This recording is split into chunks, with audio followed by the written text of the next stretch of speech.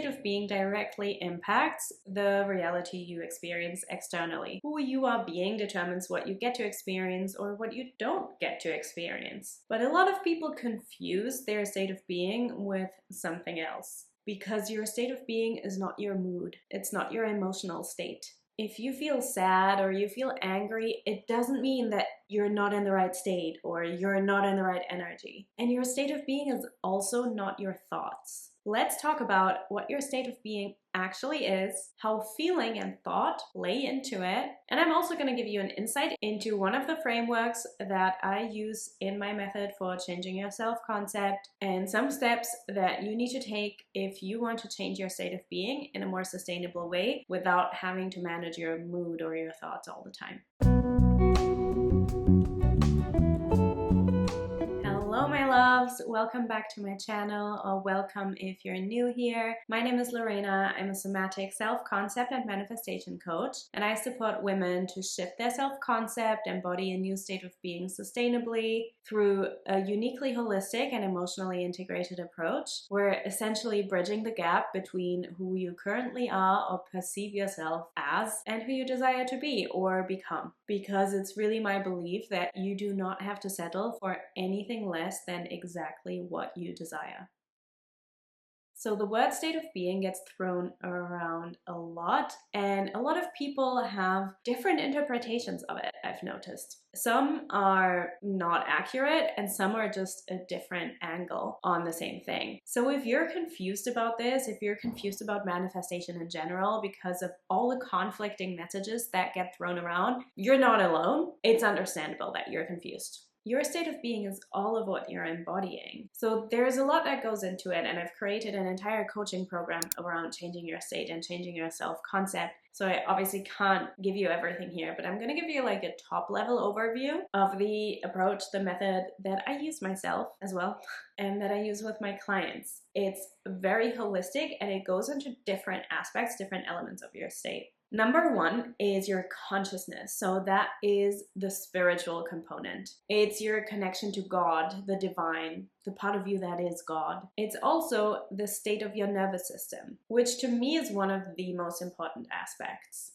Because you're in a physical body. So yeah, you might be a spiritual being, but you're in a physical body. So it's the basis. It's the foundation for everything else because of the life that you're living now as a human being. It's also the state of your mind. So that's your mindset, your perception, your beliefs, your assumptions, and your emotional state. And that does not mean your moment-to-moment mood, because you're a human being. You're gonna feel moody and grumpy sometimes. You're gonna feel angry. You're gonna have people around you impact you, situations impact you, especially if you're a woman or you have a menstrual cycle. Your mood can fluctuate based on your hormones. It can also fluctuate based on your diet, the weather outside, the dream you had last night that is still haunting you. So when I talk about the part of your state of being that is connected to your emotions, I'm not talking about your mood. I am talking about emotional charges that you are holding on to from your past that are impacting the way you now approach your life, your reality, yourself, your relationships, because all of that has an impact. And it's why the method that I teach you for changing your self-concept and for consciously manifesting your reality has a strong focus on emotional integration. And in Recreate Yourself, I teach this, or I coach through this in a very unique way, in a very personalized way. But one of the things that I work with you on is transmuting your emotional charges, even the things that have been haunting you for years or decades, so that it stops festering in your nervous system and in your subconscious. But that is not your day-to-day mood, because your day-to-day mood largely does not impact your reaction to your external circumstances. There's a few reasons why your state of being is often confused with something that it not really is. Firstly, there's the idea that thoughts create your reality, which is not fully accurate. I have a separate video on this, which I'm going to link above my head right now. There's also the idea that your feelings create your reality, the way you feel. But feeling is not your mood. Your moment-to-moment mood. If every fluctuation in your mood or your emotional state had an impact on your manifestation, you'd never create anything, you'd never manifest anything, because you're never sustaining one feeling 1000%.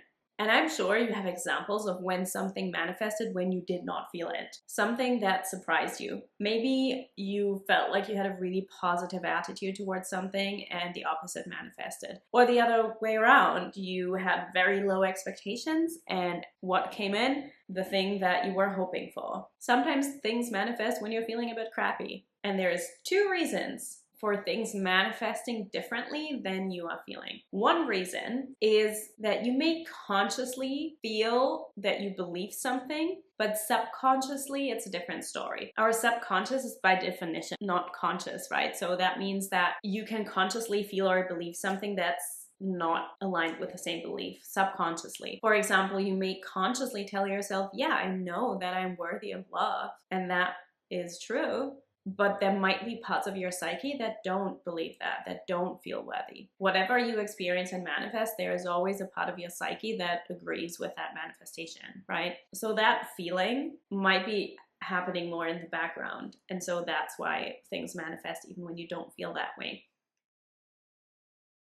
I highly, highly encourage you to check out the links in the description box below because you can find a bunch of free resources in there that will really, really be supportive for you if you are either just getting started on your journey of conscious manifestation and changing your self-concept, but even more so if you have been on this journey for a while and you are looking for a very different approach, because I have developed a method that you cannot find anywhere else and it's really effective. I'm really proud of it and I would love for you to benefit from it.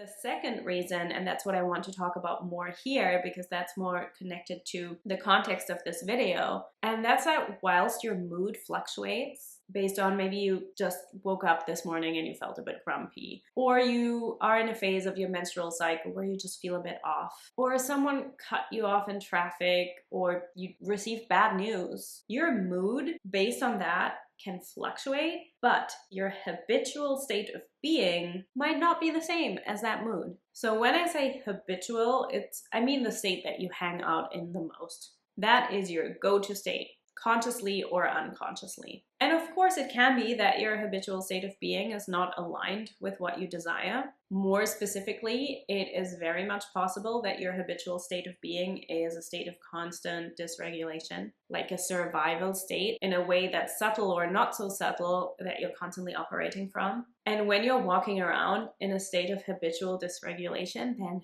things can throw you really easily. For example, if your go-to state is a state of feeling happy and fulfilled and excited, you're still gonna get into a bad mood if something happens, but it's not going to completely throw you off. You're not going to be triggered by every little event. And you don't unconsciously assign meanings that are not aligned with what you desire. If your status quo is a state of not feeling good enough, of lack, of fear, of things not working out for you, then you will unconsciously amplify every experience that agrees with that state. And you will unconsciously reject those that don't. So you're still having feelings of joy and happiness, but you maybe feel a bit more comfortable in the sadness or the fear. That being said, also, knowing how to alchemize, meaning transmute, your triggers and to heal the parts within you that get activated in certain circumstances, that is really important.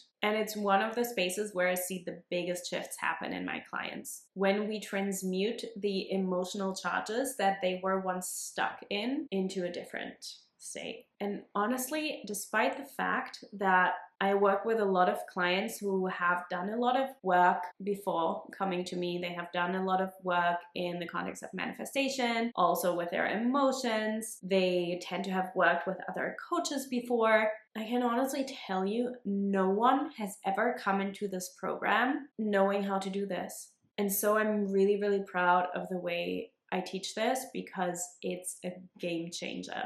From that place, you can choose your state. You have transformed your self-concept. You can transmute your biggest emotional charges into the way you want to feel, into the reality you want to have, and your external circumstances will not impact your state.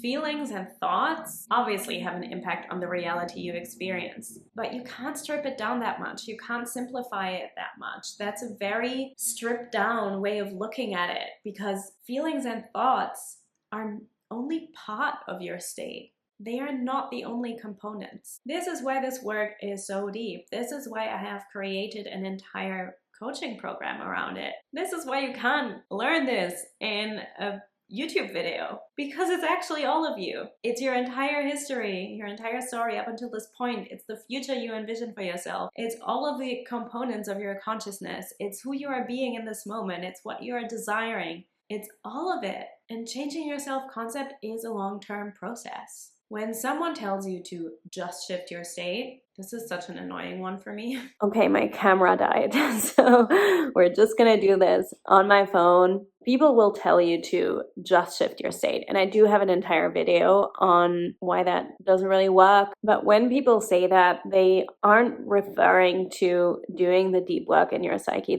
that's required. They are instead referring to feeling into how you want to feel and who you want to become and the reality you want to experience. And whilst that feels good in the moment, it's very short term, because it's very hard to sustain that if you haven't worked on the deeper layers in your consciousness and your subconscious specifically. I want you to sustain it. I want you to experience changes in your psyche, in your subconscious, that are so deeply embedded that you're not going back and forth anymore, that things actually last, not just in terms of your manifestations, but also in terms of how you feel about yourself and how you feel about your life and your reality and the world. And I want you to have a completely different energy when you wake up in the morning. I want you to feel freaking excited for the day because of the life that you've designed and created for yourself. And when that change in your self-concept is so deeply embedded, it's like it ripples out.